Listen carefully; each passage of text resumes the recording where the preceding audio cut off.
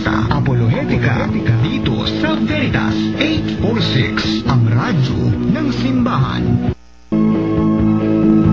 Ave Maria! Gratia plena! Isang mapagpalang araw po ng linggo mga kapanalig. Ngayon po, Frater Louis Peñafiel Hermosa ay kapistahan ng San Pablo at San Pedro Apostol. Saints Peter and Paul. Kaya maligayang kapistahan, dalawang pundasyon ng ating Santa Iglesia Katolika. Samahan po ninyo kami sa mga sandali ng pag-aaral at pagtatanggol sa ating pananampalatayang Katoliko. Ako po si Brother Marco C. Evangelista. The truth has set me free. Ako po si Brother Albert Gales from the Roman Catholic Diocese of Imus. At dahil ngayon ay kapistahan ng dalawang dakilang santo, may bisita tayong dalawang dakilang magiging santo. Amen. Una, yung matagal na nating partner, si Frater Louis Peñafiel Hermosa. Frater, bati tayo sa mga kapanalig.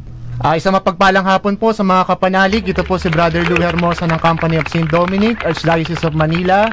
Ipagtanggol po natin ang ating pananampalataya sa lahat ng panahon at pagkakataon. Amen. Walang kupa. Siyempre, ang ating pinakamamahal, iginagalang, isang papal awardee in the line of Saint Sylvester.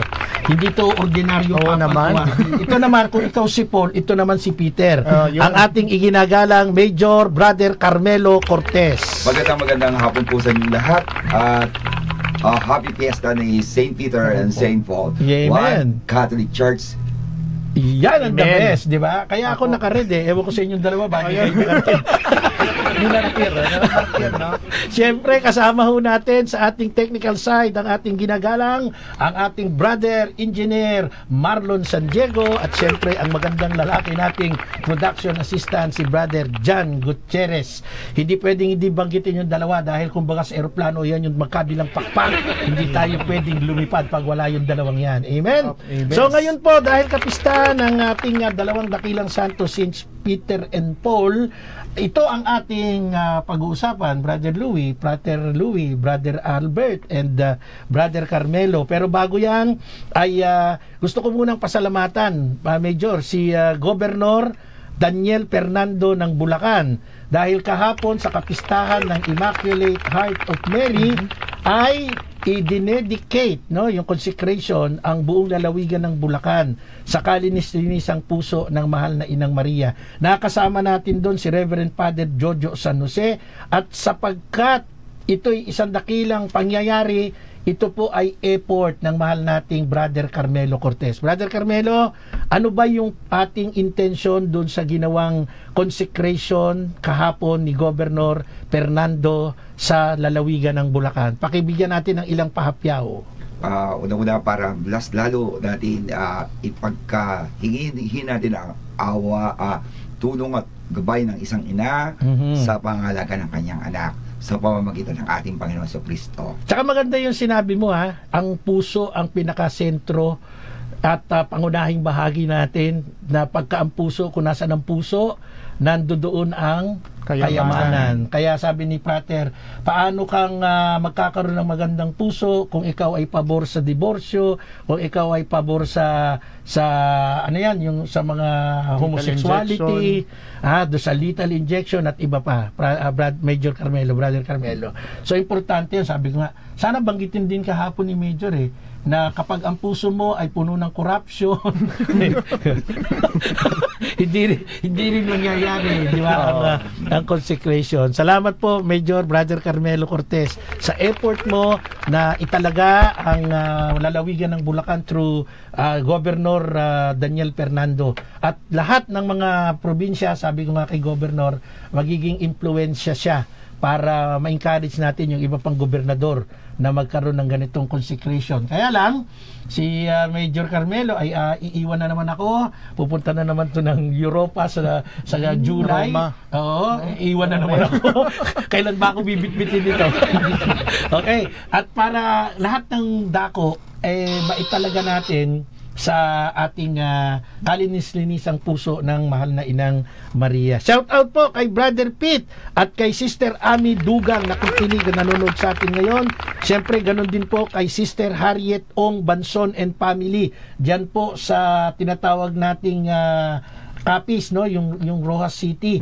Meron doon sanctuary ng Sacred Heart of Jesus. Sila po yung pamilyang Ong ang nag-donate ng malaking sanctuary na yon.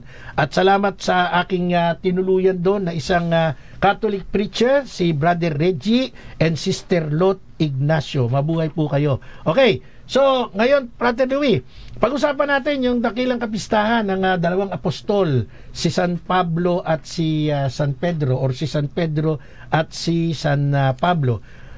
Gusto kong unang malaman yung kasaysayan ng kamatayan ni San Pedro. Pangalawa, si San Pedro ba talaga, Brother Carmelo, ikaw magpapaliwanag nito, ang kahalili na Santo Papa? Kasi binabanatan tayo dito hindi daw totoong si Saint Peter ang kahalili ng ating present Pope na si Pope Leo XIV. Pangatlo, Brother Albert, yung Pope authority. At yung ikaapat ay yung apostolic succession. And then yung hindi naman totoong nakarating si Pedro sa Roma. Siguro paliliwanag din ni Brother Carmelo to, kasi si Brother Carmelo talagang pilgrim people to, kung saan lupalop na ng mundo nakarating Citizen ng Roma na yata. Citizen to ng Roma Meron yata itong special pass kay Pope Okay, so Brother Luis, simulan natin yung kasaysayan ng kamatayan ng ating mahal na San Pedro Apostol. Ano ba ang kwento niyan? Ito po ang maikling tala doon sa kasaysayan. Ayon sa banal na tradisyon ng Santa Iglesia Katolika, si Apostol San Pablo ay namatay sa pamamagitan ng pagpugot sa kanyang ulo gamit ang espada, sapagkat si Apostol San Pablo hindi po siya pwedeng bitayin ng katulad kay San Pedro na crucifixion, no, sapagkat siya po ay tawag nito yung Hebreo ay tawag nito yung Roma, Roman citizen, kaya hindi po siya pwedeng ipako sa krus katulad ni San Pedro na ibig sabihin si Apostol Pablo pala ang cause of death niya tinagpas yung ulo. Tinagpas ang ulo. Kaya meron siyang hawak na espada. Kaya yung image niya, meron siyang hawak na espadang gano'n. Now you know. Okay, si ano naman, Apostol Pedro. Pedro naman, Apostol San Pedro, na tinagurian nating unang Santo Papa ng Simbahang Katolika, ay ipinako sa krus ng patiwarik dahil ito po ang kanyang kahilingan, sapagkat hindi po siya karapat dapat mamatay katulad ng kamatayan ng ating Panginoon. So yun po ang kanyang kahilingan, dahil ang Panginoong Yesus ay pinako sa krus, patayo na inosente at walang kasalanan. Kaya naman si Apostol San Pedro ay pinako sa krus na patiwarik sapagkat siya ay makasalanan. Naganap ito ng 64 AD sa Vatican Hill, kung saan sa kasalukuyang panahon ay naroon ang St. Peter's Basilica. Kaya pala merong cross na nasa ilalim, inverted. Kasi sabi nila yun daw ang cross ng demonyo. Diba? Diba? Yan ang akusasyon nila, Brother Louie. Tinan nyo yung papa ninyo, ang cross pa ganun, pa ibaba. Kaya yan, sign ng demonyo yan. Yung pala, yun mismo, yung cause ng kamatayan ni San Pedro, yung martyrdom niya na nakapatiwarik siyang gano'n. Okay. Paano ngayon sasabihin ng mga fundamentalista? Saan natin mababasa sa Biblia na si San Pedro ay ipinako sa krus katulad ng sinabi mong patiwarik? Nasa Bible ba, Brother Louie? Ayun po ay nakasulat sa Juan chapter 21 verse 18. Pakatandaan mo, noong bata ka pa, ikaw ang nagbibihis sa iyong sarili at pumupunta ka kung saan mo gusto. Ngunit pagtanda mo, iuunat mo ang iyong mga kamay at iba ang magbibihis sa iyo at dadalhin ka kung saan hindi mo gusto. So ito po yung pangungusap ng ating Panginoon. Kumbaga binibigyan niya ng propesiya yung kamatayan ni San Pedro. So pag tinanong pala natin tinanong tayo ng mga protestante, anong basis natin? Ito pala mismo galing sa propesiya. Prophetic ng ating Panginoon na ang magiging kamatayan ni Apostol Pedro ay that way, no? So, ito po mga kapanalig, sinasampalatayanan ng simbahan hindi dahil sa tradisyon lang, kundi meron po talagang batayan, biblikal, at ang pinagbatayan po mismong nanggaling sa salita ng ating Panginoong Hesukristo. Kaya napakaliwanag po na ang talagang kamatayan ni Apostol Pedro ay yung ating pinaniniwalaan na in-stretch niya, inunat niya yung kanyang mga kamay ayon sa banal na tradisyon niya ng simbahan. At siya ay ipinako na ang ulo ang nasa paanan at ang mga paa niya ang nasa itaas. Yun yung tinatawag na patiwarik, no? Kaya nga mayroong isang legend na nagsasabing si Saint Peter ay nagdesisyon to flee Rome doon sa outbreak ng persecution, ano? And perhaps sa kanyang takot, no? May takot pa rin kasi. Normal yan bilang tao, bagamat siya ang tinuturong bato, sabi ng Panginoon doon sa Matthew 16:18. Siyempre, nandun pa rin yung kanyang paghahangad na malagay siya in a very safety way. Kaya eventually ay nangyari pa rin nakuha siya, na-captured siya at doon ay pinatay siya. Kaya susunod ng kamatayan ay pag-uusapan natin yung katotohanan pag ibibigay sa atin ni Brother Carmelo Cortez kung sino ang tunay na sumunod na papa, tapos talaga bang kahalili ni Pope Leo XIV ngayon 2025 itong Saint Peter na ito na pinatay daang taon na nakararaan, no? 64 AD dyan sa Vatican Hill. At marami pa po tayong matutuklasang mga katotohanan. Pinag-uusapan natin ito sapagkat ngayon nga po ay dakilang kapistahan ng ating dalawang banal na haligi ng simbahan, si San Pedro at si San Pablo Apostol. Kaya umantabay po kayo at marami po kayong matututunan. Kasama po natin Frater Louie Hermosa at si Brother Carmelo Cortez. Magpapaliwanag siyempre katuwang natin si Brother Albert Gales at ang inyong lingkod. Magbabalik po tayo. Bilisan na pag-usapan natin, Brother Carmelo Cortez, yung sinasabing si San Pedro ang kahalili niya ay itong si Pope Leo XIV. Binilisan ko na. Apo. Kasi 267 yan eh. Ano po ba ang katotohanan dyan, Brother Carmelo, para may paliwanag natin sa mga kapanalig? Una-una, talaga si San Pedro, sapagat siya ang sinabi, upon this rock built my church. Sino man na hindi makakasira sa aking simbahan. Kaya pinakita naman natin, may tinatawag tayo, titignan natin na yung traditions, kung titignan po natin yung I believe in God, huwag ka na lumayo. Kasi lahat yun ay sunod-sunod na sinundan. Nababago yung ating sistema ng ating pagpapahayag ng mga ng iba-ibang oras, lalo na social media ngayon, pero isa pa rin ang focus, ipahayag si Kristo sa kaligtasan.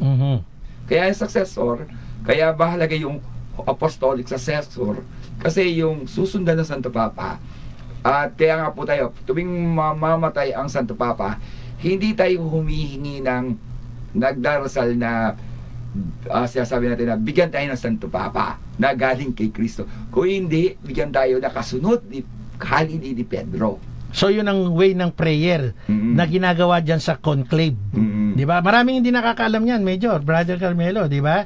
Yung sinasabi mong paraan ng pananalangin. Ngayon, sa official teaching of the church in regards sa dun sa pagkakaroon ng successor o kahalili, ano po ba ang maliwanag na itinuturo ng Catechism of the Catholic Church? Siguro mas maganda basahin natin, Brother Albert, yung Catechism of the Catholic Church number 882 ng Catechism. Ano sabi? The Pope, Bishop of Rome, and Peter's successors is the perpetual and visible source and foundation of by the unity of both of the bishops and of the whole company of the faithful. For the Roman Pontiff, by reason of his office as Vicar of Christ and as pastor of the entire church, has full, supreme, and universal power over the whole church, a power which he can always exercise unhindered. So dito po sa official teaching of the Catholic Church, meron tayong ginagamit na referensya. Maliwanag po ang pagpapaliwanag is the perpetual and visible source, foundation of the unity. Kaya importante talaga yung paniniwala natin na mayroong kahalili o successor mula kay Saint Peter hanggang sa kasalukuyang Santo Papa. Frater Louie, ang binasa ni Brother Albert ay Catechism. Turo nyo yan mga Katoliko. Yan bang inyong paniniwala ay mayroong biblical basis? Basahin po natin ang Gawa, chapter 1, verse 20 to 26. Sinabi pa ni Pedro, nasusulat sa aklat ng mga awit, ang tirahan niya ay tuluyang layuan at wag ng tirhan ninuman. Nasusulat din, gampanan ng iba ang kanyang tungkulin. Mhm. Kaya dapat pumili ng isang makakasama namin bilang saksi sa muling pagkabuhay ni Jesus. Kailangang siya ay isa sa mga kasakasama namin sa buong panahon. Kasama kami ng Panginoong Jesus mula ng bautismuhan si Juan, si Jesus hanggang sa siya ay iakyat sa langit. Kaya't iminungkahi nila na 2 lalaki, si Matias at si Jose, na tinatawag na Barsabas, na kilala rin sa pangalang Husto. Pagkatapos sila'y nananalangin, Panginoon, alam ninyo kung ano ang nasa puso ng lahat ng tao. Ipakita po ninyo sa amin kung sino sa 2 ito ang inyong pinili upang maglingkod bilang apostol kapalit ni Judas na tumalikod sa kanyang tungkulin nang siya'y pumunta sa lugar na nararapat sa kanya. Nagpalabunutan sila at si Matias ang napili, kaya't siya'y idinagdag sa 11 apostol. Yun! Sa makatuwid, yun po ang nangyari. No, Brother Carmelo, yung sinasabi Yun natin pala. conclave. No, ito yung very first conclave po. So, na ang nagkaroon sila ng conclave noon, palabunutan. Prater, ay palabunutan. Opo. So, iniba lang yung manner ngayon. Hindi na... Pero, wala kami idea eh. Brother Carmelo, lang ng ano, may palabunutan ba na nangyayari talaga? Actually, ito yan eh. Ah. Nagkasimulang conclave is in the beginning of naganap sa isang lugar ng Diocese Viterbo na wala taga ma-elect na Santo Papa. Mhm. Tapos ang dati kasi bago ka maging king, ina-anoint ka ng Santo Papa. Aha. So kaya ginawa nila, kinulong nila lahat ng cardinal sa Diocese of Viterbo. Aha. Doon naganap ang unang conclave bago nagkaroon ng Vatican. Okay. So, yung lugar na yan, until now ba ay buo pa, preserve pa yan? So, yun pala ang kwento dyan, Prater Lou. Kaya meron natin ng pagpupulong, sama-sama, nagdarasal na bubaba ang Espiritu Santo upang bigyan ng bagong kahalili si Pedro. Yun. Sa ngayon, ginagawa natin sa Sistine Chapel. Sistine Ito lang, Chapel. nasaksihan natin yung eleksyon ni Pope Leo XIV, di ba? Oo. Napakaganda, no? So, talaga palang hindi lang dahil gusto ng Catholic Church yung paniniwalang yan, kundi naging practice pala May batayan. ng ating Santa Iglesia, no? Mula pa sa panahon ng mga apostol. At yung binasa ni Prater Louie, mga kapanalig, pwede nyo basahin sa inyong mga Biblia sa bahay. Nasa Aklat po ng Gawa, chapter 1, verse 20 hanggang 26. At doon maliwanag na sinasabi, gagampanan ng iba ang kanyang tungkulin. Anong tawag doon? Di hahalili. Pangalawa, succession. Pangalawa, maliwanag pong sinabi dito sa binasa natin na in the absence of other apostles,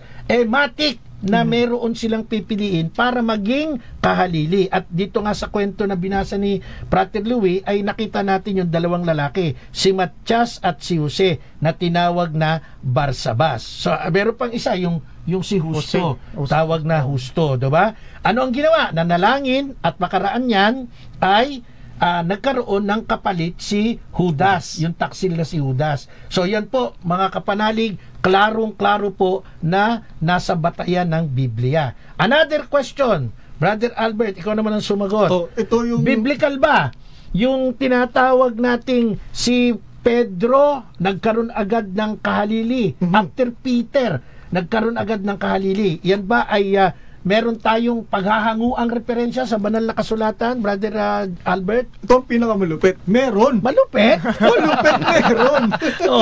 Sige, saan? Baka naman invento mo lang yan eh.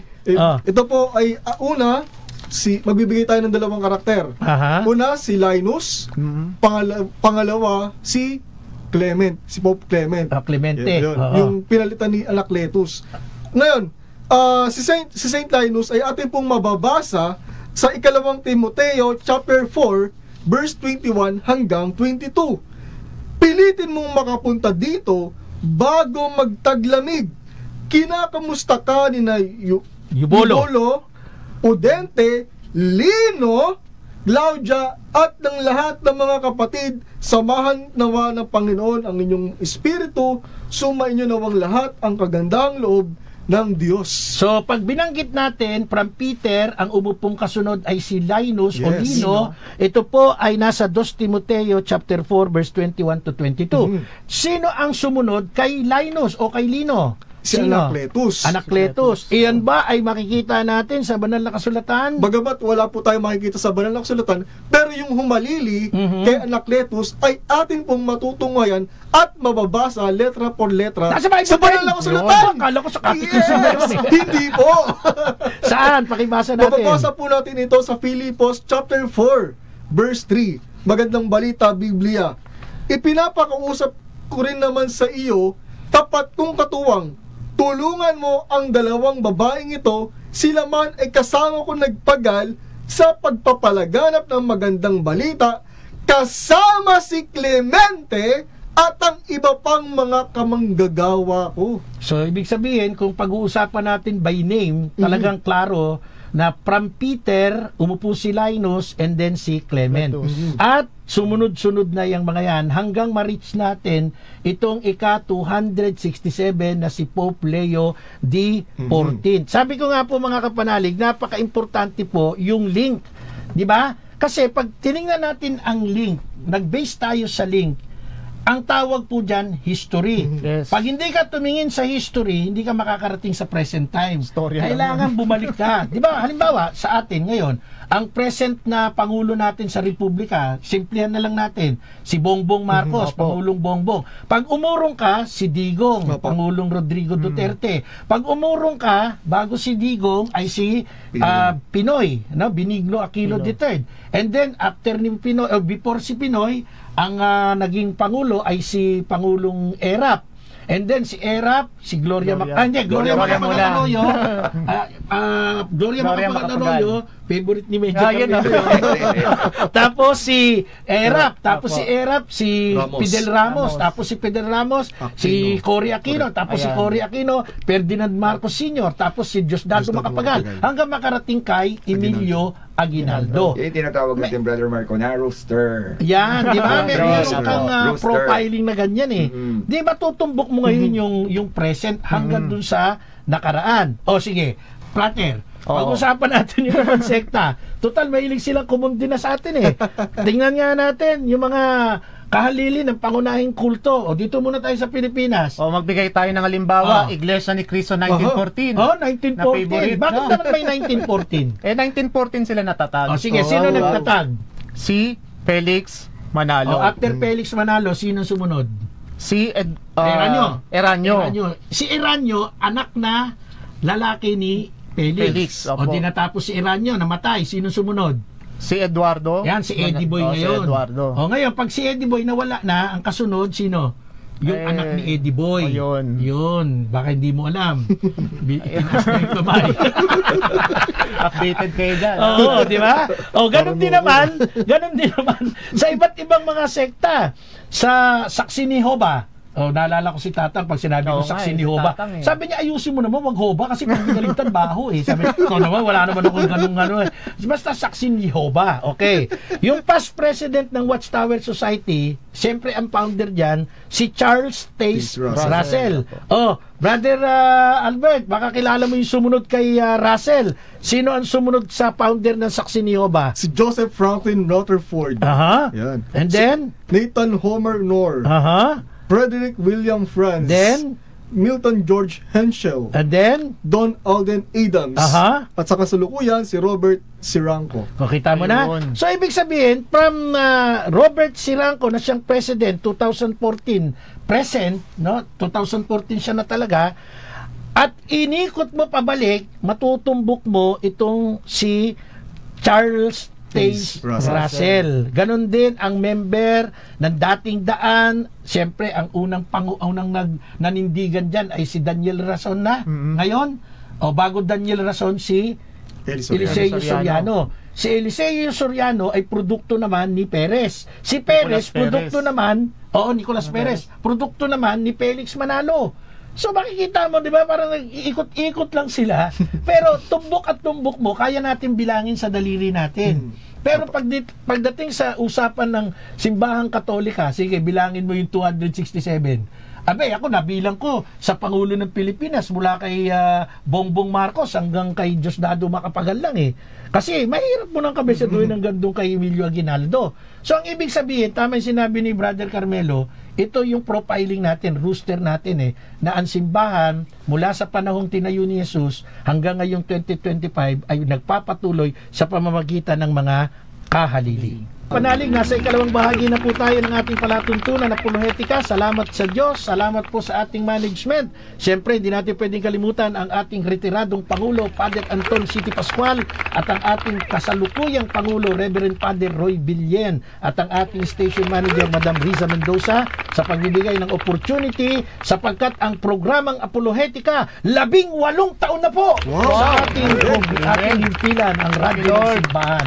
Siyempre, dahil sa dakilang araw ng kapistahan ng dalawang santo ng ating simbahan, Saints Peter and Paul, kasama po natin ngayon Brother Carmelo Cortez, isang papal awardee in line of Saint Sylvester, at siyempre ang ating matagal ng partner dito si Brother Louis Peñafiel Hermosa, isang Dominikano at may-ari ng Philippine General Hospital.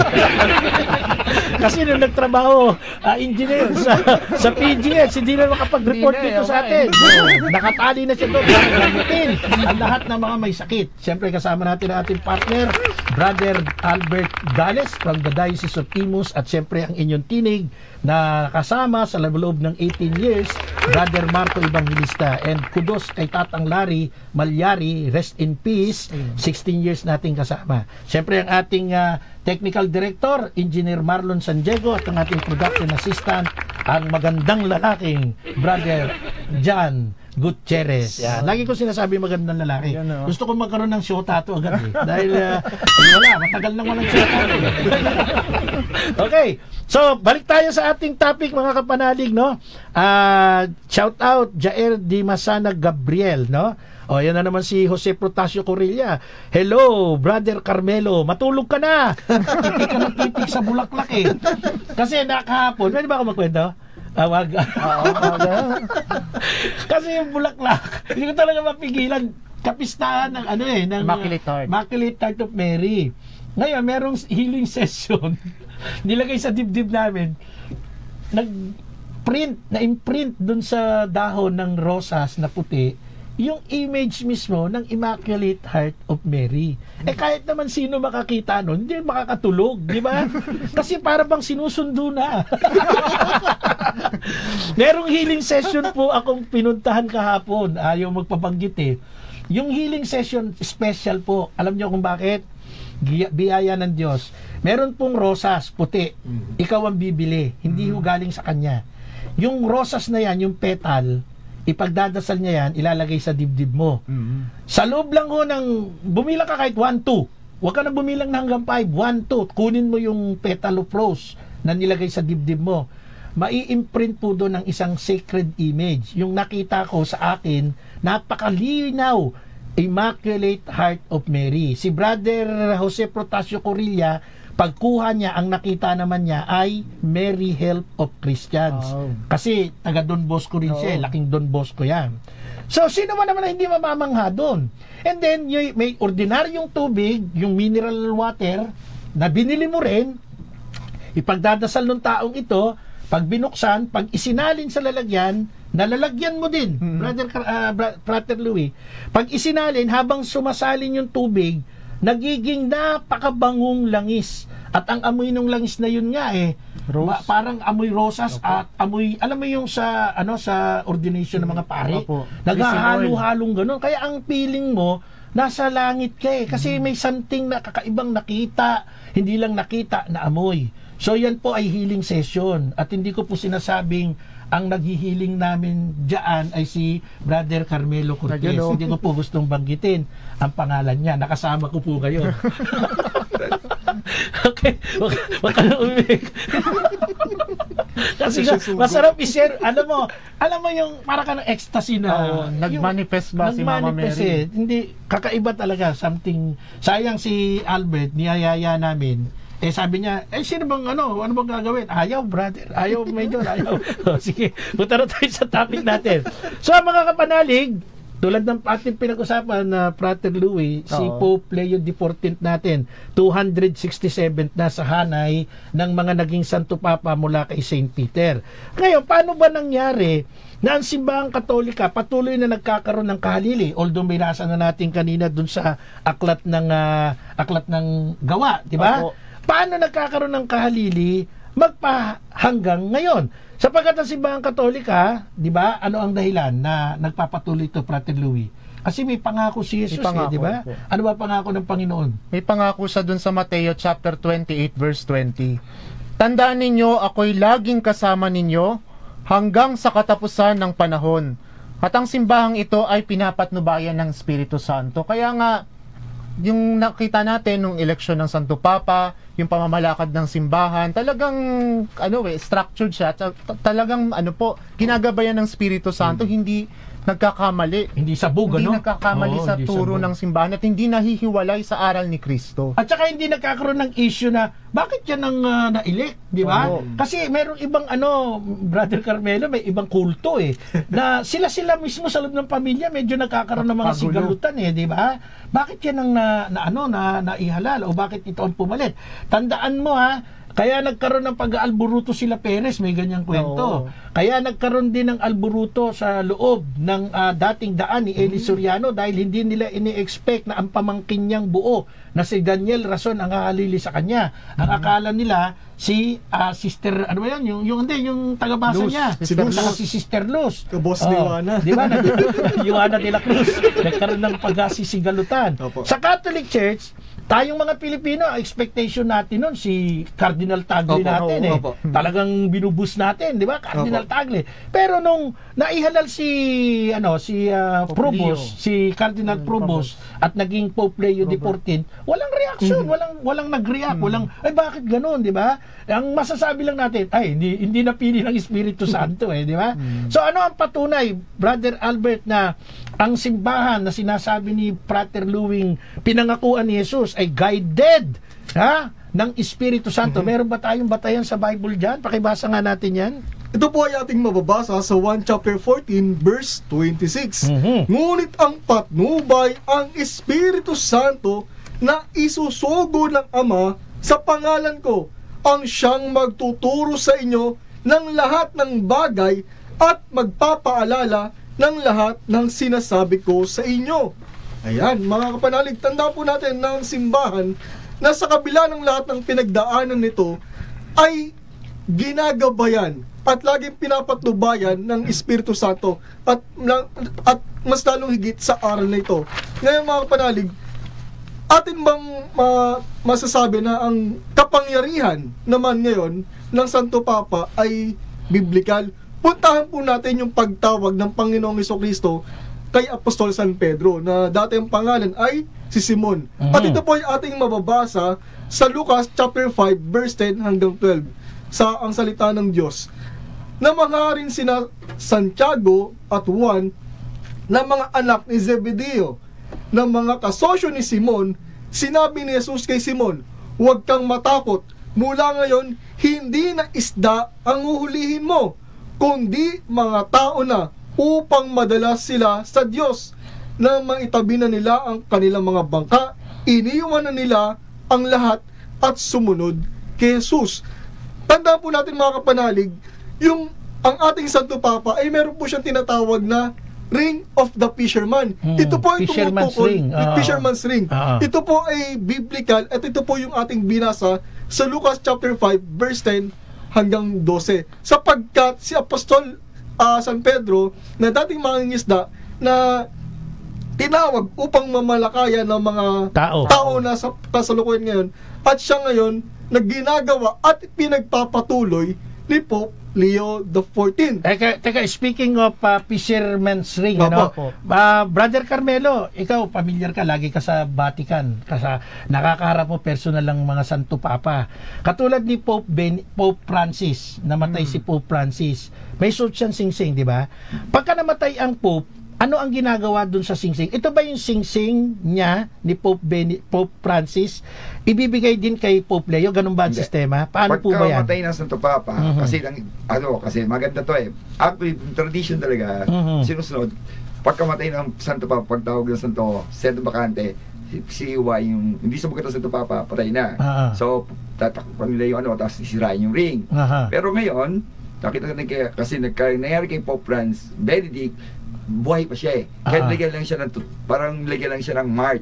Natapos na yung legacy niya. Yung kanyang authority. Hindi pinutol yung singsing niya. Noong time na buhay siya. So, yung namatay si Pope Francis, so pagkalibing niya, the first day after ng libing niya, the first nobena para sa kanya, kinat talaga yung ring.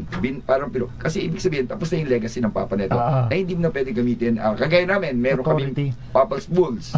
No? Sa bawat bula namin, isang rules na bula na kautusan mula sa Santo Papa, ito meron tinatak na singsing. Yung Papal Award mo, merong ring yan, may mark. So may ring, lahat yun ay isang kahulugan na ito'y bula galing sa Santo Papa. Ngayon, yung singsing ni Pope Francis na pinutol, saan dinala yan? Ilalagay sa museum. Kasi hindi yan isasama sa libing. Hindi.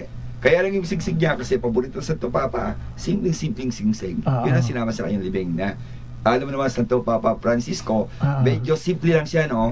Although yung kanyang tinatawag na kaya nga ngayon, itong araw neto, sa Vatican, itong oras neto, ginaganap ang pagsasabit ng palyug. So sa Pope, dati, itong araw, pagkokorona, tinatawag na coronation. Tinanggal lahat ni Pope Paul VI. At naging tinawag ng palyug. Kaya po kung meron tayong inauguration ng Santo Papa, sa mga hari, corona, sa Santo Papa ginagamit ng palyub, yung merong cross. Tanda ng kabahagi ka ni Kristo, at ang mga arsobispo ay nakikibahagi kay Kristo at sa simbahan katoliko at sa Santo Papa. Kaya may palyub sila. Kaya ang tinatawag na pastor, and ito'y binebless yung parang puting pera. Ito'y tuwing kumukuha sila mga perfect na tupa, tuwing kapistahan ni St. Agnes, at lahat po yung tinatahi at binibigay, nilalagay sa libigan ni Santo St. Peter, at sa araw ng installation, isa-isa kukunin at ilalagay sa balikat ng obispo o yung susunod na Santo Papa. Wow, yung pala yun, ano? Symbolic talaga, tradisyon talaga na preserve yan, ano? At saka galing pala yan originally sa balat ng tupa. Hindi, balahibo. Balahibo, sorry. At yan, isang mga patotoo na ang tradisyon po ng simbahan ay talagang well-preserved, Frater Louis. Bakit? Kasi guided ng Espiritu Santo. Hindi po basta-basta naisip lang, ito gawin natin. Hindi, talaga po palang recorded yan. So mga kabanalig, ang saya ng ating discussion at tuloy-tuloy na tayo, nasa huling bahagi na tayo ng ating programa. Yung palyum po, imagine ninyo, tumingin kayo sa Google, hanapin nyo Pope. Makikita nyo po yun, yung parang maliit na istola na nakaganyan, nakakross dito, tapos may mahaba sa harap. Sana dala nga dapat ni Brother Carmelo eh. Yan. Ito. Pwede natin yan sa Facebook natin yan. Para lang makita yan, yan yung palyum. Ayan. Engineer, pwede ba ma-focus to na makita ng mga kapanalig natin kung ano itong palyum na pinag-uusapan? Ngayong araw na ito sa Vatican ay sasagawa yung paglalagay na ito sa ating Pope Leo D14, no? D14 tama, no?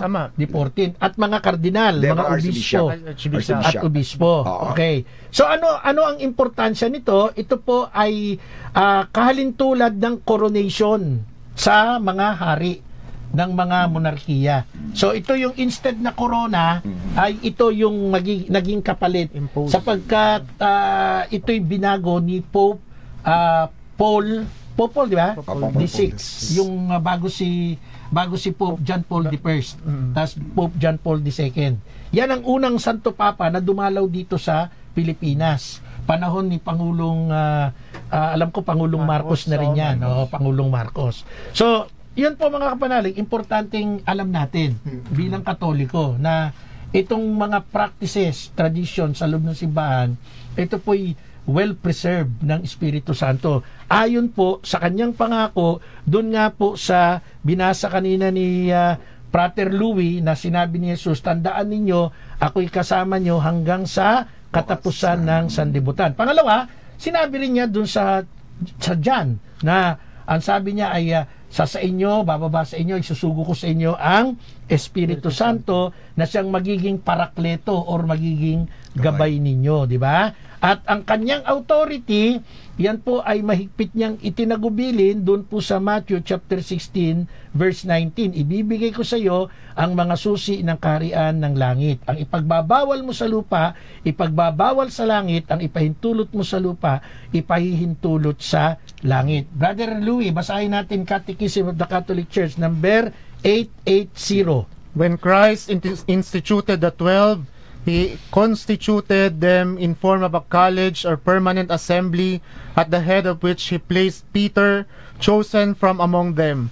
Just as by the Lord's institution, Saint Peter and the rest of the apostles constitute a single apostolic college, so in like fashion the Roman pontiff, Peter's successor, and the bishops and the successors of the apostles are related with the united to one another. So maliwanag. Maliwanag po. Nagkakaisa ang mga obispo sa Santo Papa. Kaya nga pag nagdedeklara ng dogma, nagdedeklara ng mga katuruan, ang Santo Papa ang nagdedeklara kasama ang kapulungan ng mga obispo. Ito yung tinatawag na council na Council, diba? opo. Yung tinatawag nating magisterium, teacher of the church.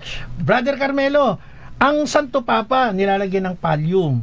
Sino naman ang maglalagay sa mga arsobispo, sa mga obispo? Ang naglagay kay Pope Leo, Ngayon, no? Cardinal, noong installation niya. Ngayon naman, si Pope Leo naman ang maglalagay naman ngayon sa mga napiling arsobispo na mangunguna sa mga archdiocese. Ano bang magiging pinakasimbolo nito? Bakit kailangan sila magsuot ng pallium? Unang-una, humahaba yung kanyang territorial. Aha. Metropolitan na ang tawag doon. Archdiocese. From diocese to archdiocese. May mahawak siya. At higit sa pakikiisa sa Roma, sa Santo Papa. So yun yung parang kumbaga sa kinasal, yung cord na mayroon kayong pagtatali na mag-asawa, di ba? At ito rin, Brother Carmelo, ang simbolo ng authority. Tama ba ako? Ng archdiocese. Ng archdiocese. Kaya ka napansin mo, nung nilibig si Pope Benedict, wala na siyang pallium. Hindi niya kasi nasuot. tapos na yung legacy niya eh. Tapos na yung kanyang retired na siya. Kaya hindi na siya archobispo ng Roma. So yung mga mamamatay na emeritus, wala nang suot na Wala ganyan. na. Pero yung mamamatay ka in present na ikaw ay nasa power, Hindi suot mo naman pa rin. power. Sa authority. Authority, sorry to say. Kasi similar naman yan. Alam mo, sa amin. Tama ka, Major, tama ka.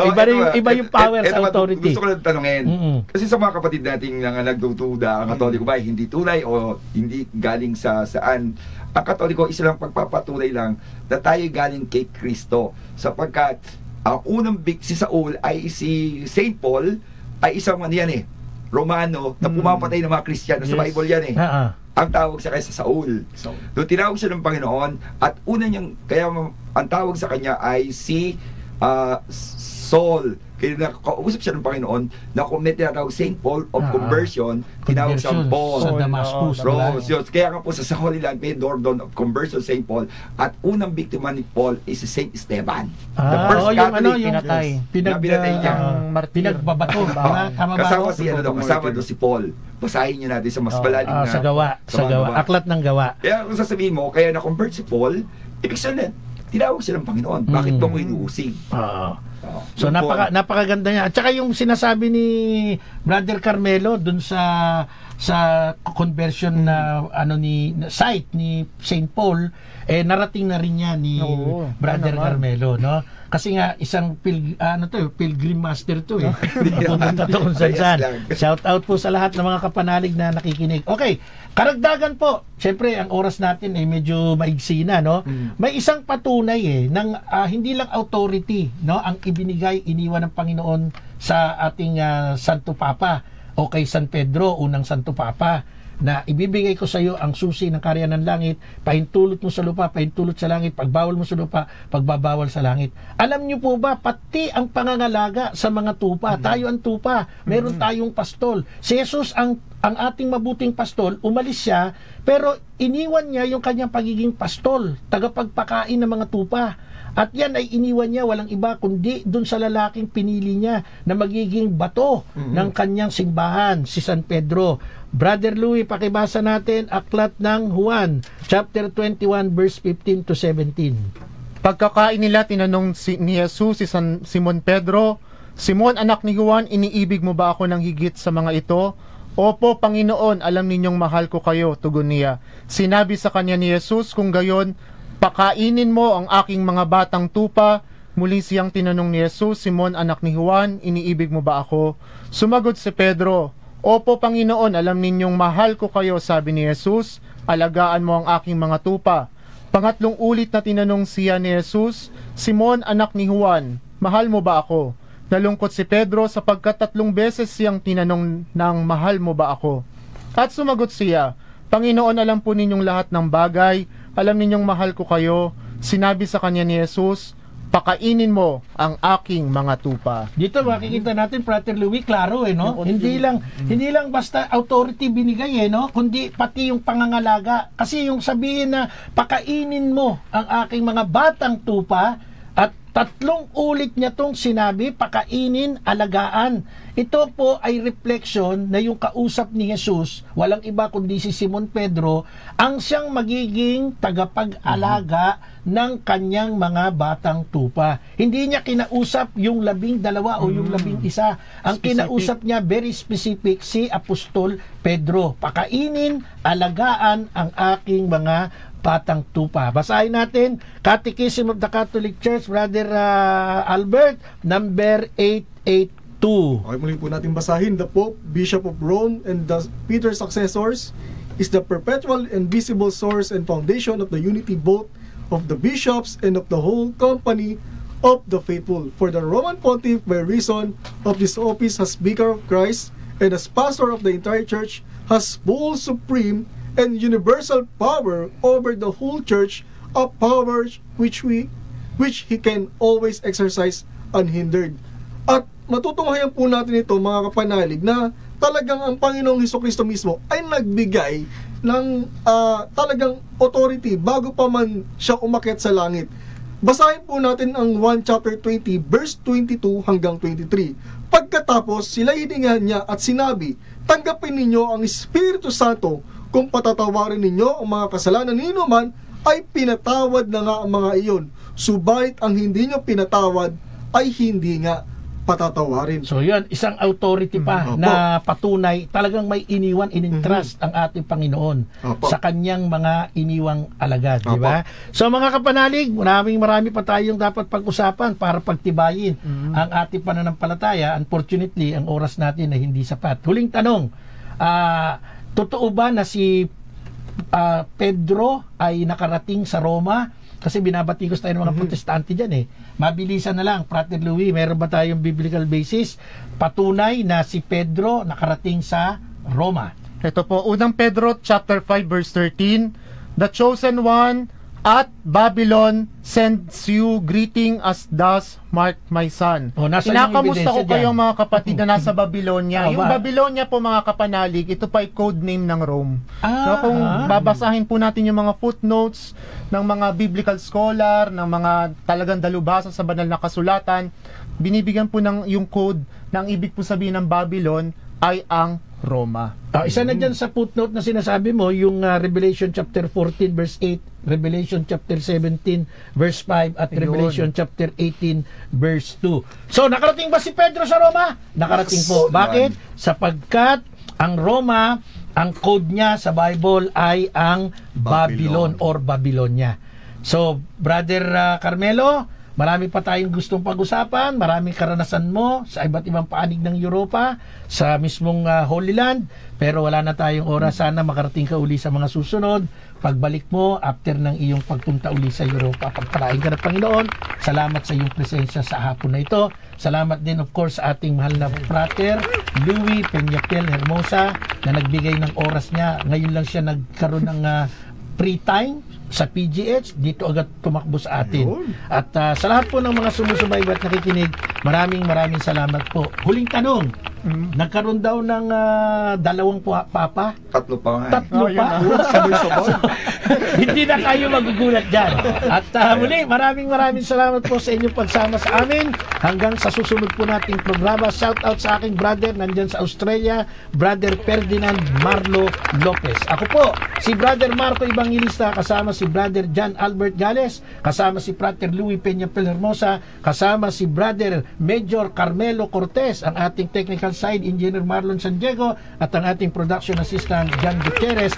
Nagsasabit, nagbibilin sa inyong lahat, sumainyo ang katotohanan. Salamat po. Ave Maria. Biglang bumalik si Jesus at ika'y maiwan.